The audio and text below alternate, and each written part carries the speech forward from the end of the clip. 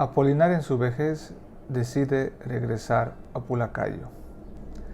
Hemos llegado al capítulo 26. Volver.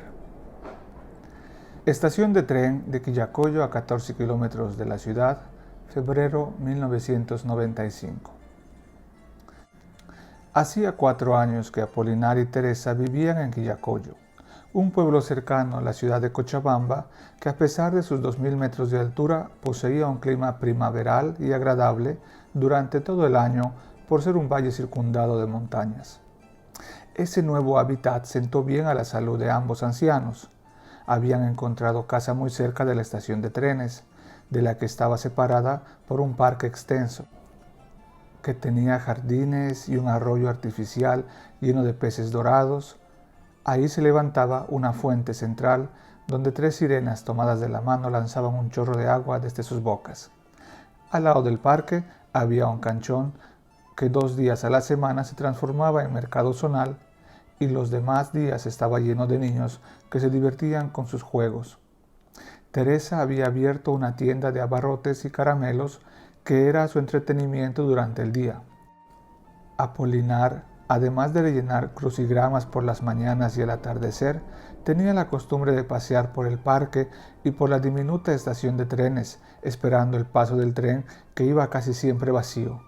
Le gustaba contemplar los viajeros, las rampas y los galpones de la estación que otrora habían servido para cargar el ganado, el trigo y las verduras que abastecían a los centros mineros. Aparentemente era una vejez tranquila en la que vivían muy atentos a su hijo, su nuera y sus 2 nietos, pero desde que Apolinar había pisado tierra boliviana, un sentimiento de nostalgia había vuelto a nacer en su decrépito corazón, y las pesadillas, que antes eran ocasionales, iniciaron a ser más intensas y frecuentes.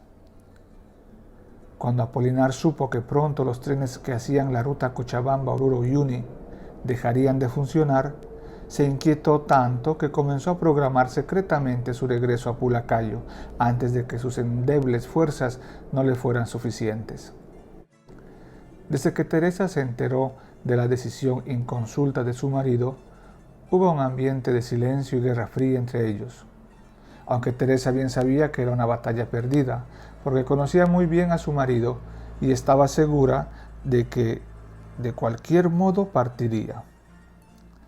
A las pocas semanas del anuncio llegó Mateito desde Buenos Aires. El hijo de Marvin había crecido muchísimo desde la última vez que sus abuelos lo habían visto. En su rostro pálido y flaco apenas se reconocían los rasgos de sus abuelos paternos. Se había convertido en un adolescente de melena larga, con un par de audífonos que parecían pegados a las orejas, conectados permanentemente a una casetera miniaturizada que había revolucionado a su generación y que no dejaba de funcionar todo el día. Con la llegada de Mateito, como lo llamaban sus abuelos, Teresa entendió que el viaje de Apolinar era inminente y se resignó.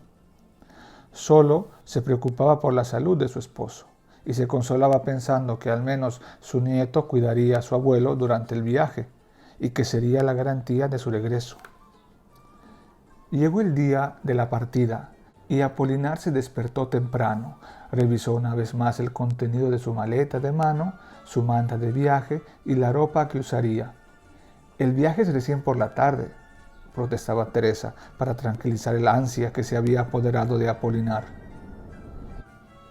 Después de almuerzo, Apolinar no hizo su siesta habitual y Teresa, con la ayuda de su nieto, preparó un termo con café, puso pan y queso en bolsas plásticas separadas y unas cuantas manzanas peladas. El tren partiría a las 6 de la tarde y Apolinar insistió en llegar a la estación 2 horas antes porque en el fondo tenía miedo de que algo sucediera y que no pudiese partir.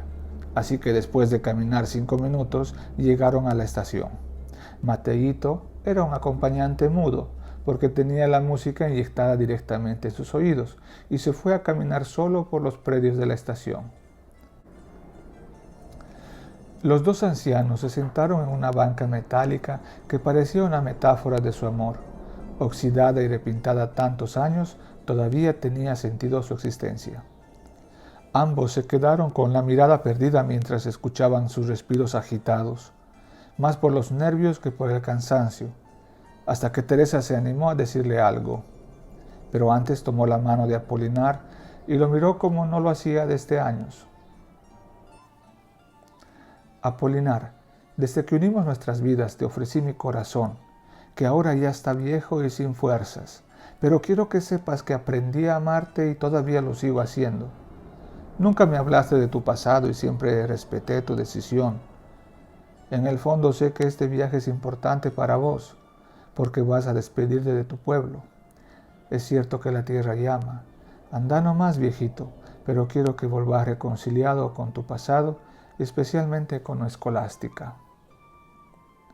Apolinar se ruborizó, y entre las arrugas de su rostro apareció un signo de sorpresa y de vergüenza, porque era la primera vez que su esposa mencionaba a Escolástica, y se sintió como un niño cuya madre descubre la travesura de su hijo.